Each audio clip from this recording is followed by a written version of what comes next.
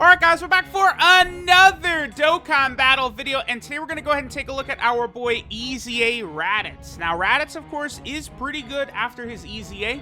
They definitely made him a lot stronger of an AoE unit, there is no doubt about that.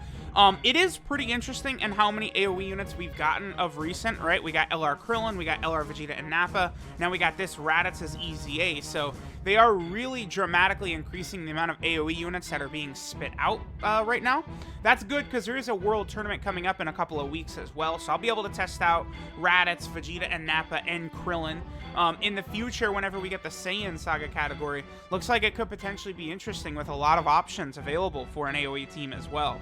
Now, even though we did just get like a summonable banner Raditz, who is definitely better than this EZA Raditz, right? No doubt about that.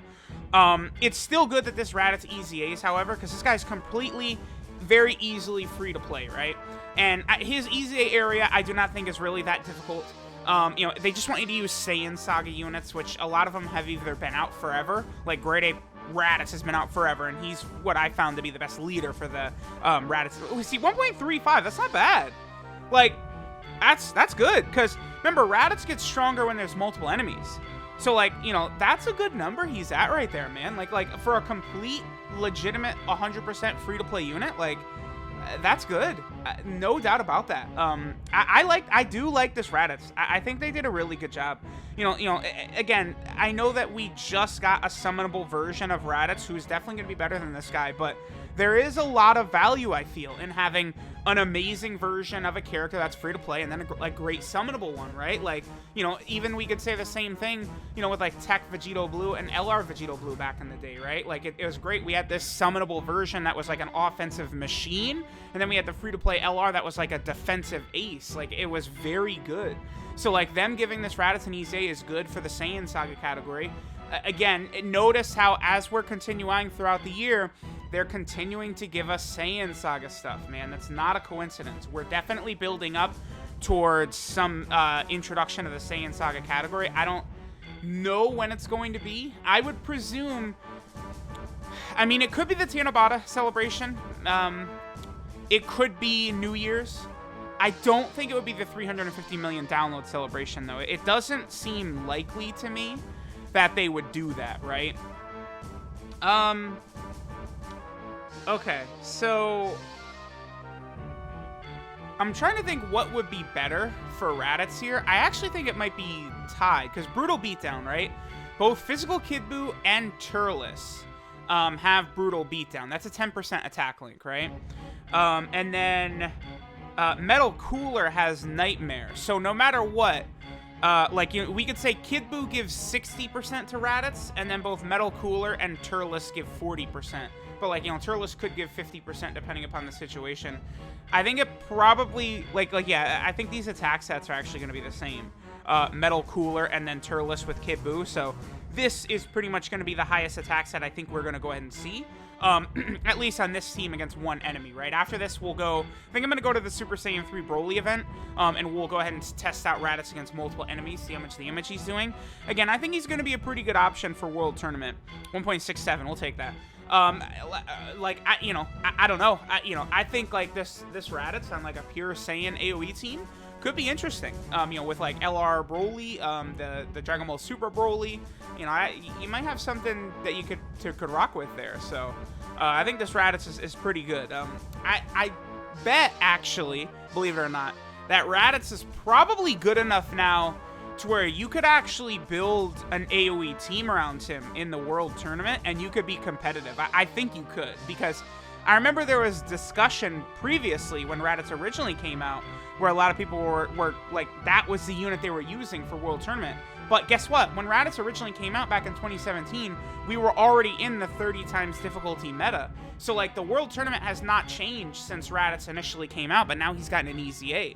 So I think he is going to be completely able to probably carry free-to-play players in the World Tournament, honestly. Like, I think he can get the job done. I mean, he's not going to be as good as LR STR Broly or, you know, LR Physical Cell or Dragon Ball Super Broly or any of these units, but he's going to be a good option, man. And again, I really think the Saiyan Saga team, it's set itself up to be very, very intriguing to me as an AoE team for the World Tournament.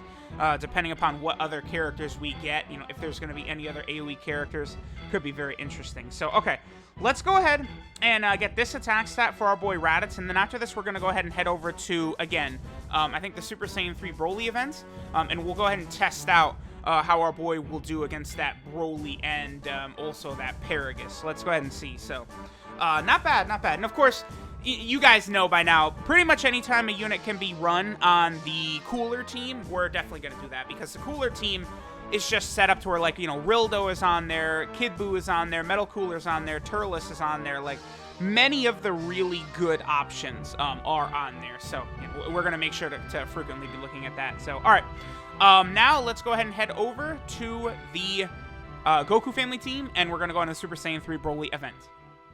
Alright guys, so now we're in the Super Saiyan 3 Broly event. So now Raditz can activate his full passive. So he gets 80% attack and defense at the start of turn, just naturally, right? Then he gets an additional 6 key and 60% attack and defense when facing 2 or more enemies. And he also lowers superclass enemies' attack and defense by 10% when facing 2 or more enemies. Now, right away, that will be good for Pure Saiyan category Super Battle Road, where every enemy is superclass. That's going to be helpful there. I probably will take Raditz into that Super Battle Road stage. All right, so Raditz is at 82k defense. For a free-to-play unit of his level, I think that is fine.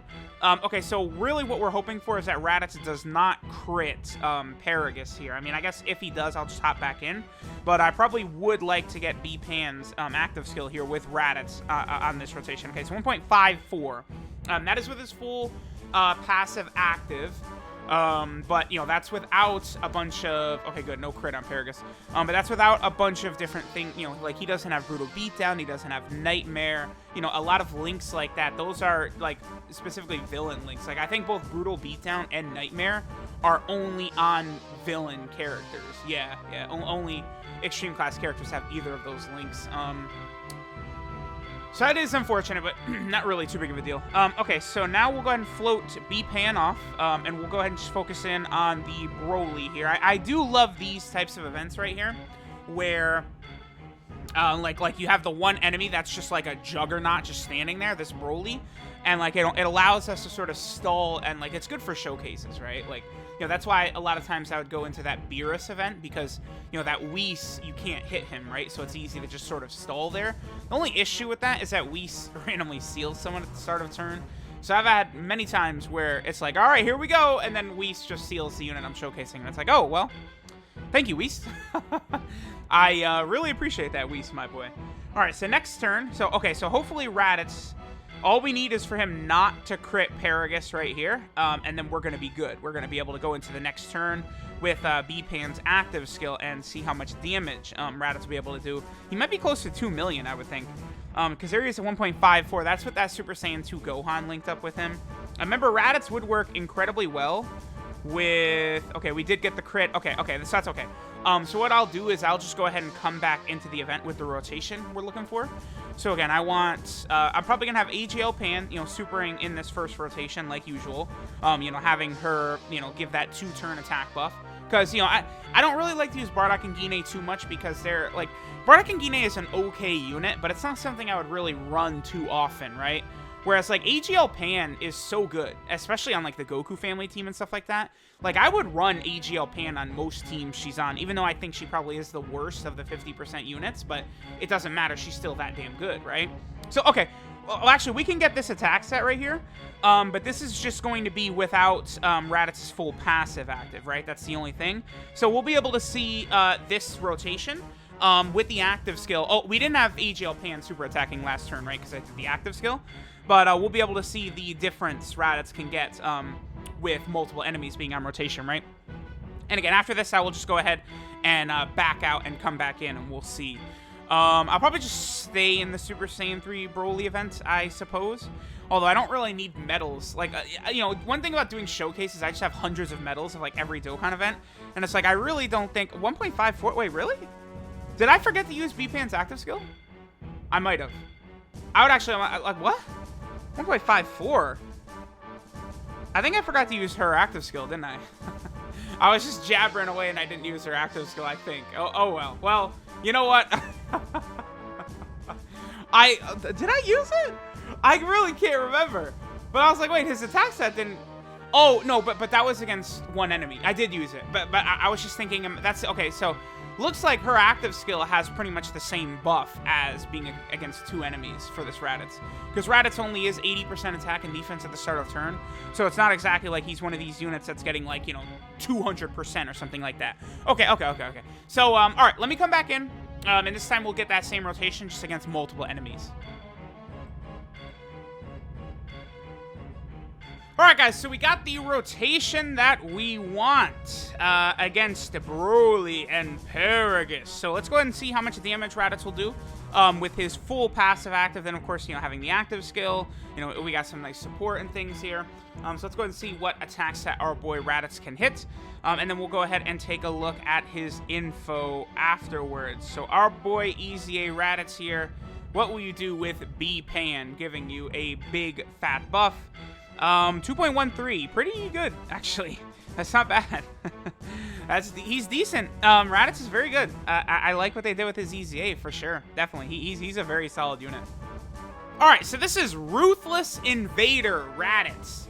His leader skill is the low-class warrior category key 4, HP and defense plus 60% and attack plus 100%, complete fodder, but it's not really a big deal anymore because we have now finally received a proper low-class warrior leader in the AGL Bardock. I mean, the Tech Raditz is also a better low-class warrior leader, so we have several who are actually better, right? And then Raditz also gives int types 3 key and 50% of stats, but leader skills complete fodder, but it's not really a big deal. His super attack is the Weekend, which does supreme damage to all enemies and lowers defense. His passive skill, Punishment of Fools, gives him 80% attack and defense at the start of turn. Then he gets 6 key, 60% attack and defense, and lowers superclass enemies' attack and defense by 10% when facing 2 or more enemies. Now, one thing I do want to say is, if you're in the World Tournament, don't expect that minus 10% to have any sort of effect on the killer super attacks that the World Tournament enemies will do, right? That minus 10% attack and defense on superclass enemies is so minuscule, it's almost pointless. So in pure Saiyan category Super Battle Road, it will definitely be helpful. Like, it's just a little bit of an addition, right? But for the most part, it's not that big of a deal. And in the World Tournament, it will do literally nothing for you because, you're still going to die instantly from a super attack in the World Tournament. Maybe that could lower some damage you might take on a unit, perhaps like LR STR Broly or something like that. But don't expect that minuscule attack debuff to help you really too much. Raditz's links are the Saiyan Lineage, Saiyan Warrior Race, Coward, Brutal Beatdown, Nightmare, Prepared for Battle, and Shattering the Limit. I mean, with Saiyan Warrior Race, Brutal Beatdown, and Nightmare, he does have some good attack links on some villain teams, so that's good. His 12 key multiplier is 140%. I mean, that's, pretty much what most free-to-play units have had for years now. And then Raditz is on several different category teams. So for starters, he's on the low-class warrior team, which, ever since Saiyan Day, it's just really a huge buff, right? We got the new Raditz, we got all the Bardock units. Now we got this Raditz's EZA, so definitely a nice addition, nice help for that low-class warrior team. He's also over here on the Pure Saiyan team, which, just another free-to-play unit that's stronger, an EZA unit, all that, good for the Pure Saiyan team, which I still consider the best team in the game. Then he's also over here on the Goku family team.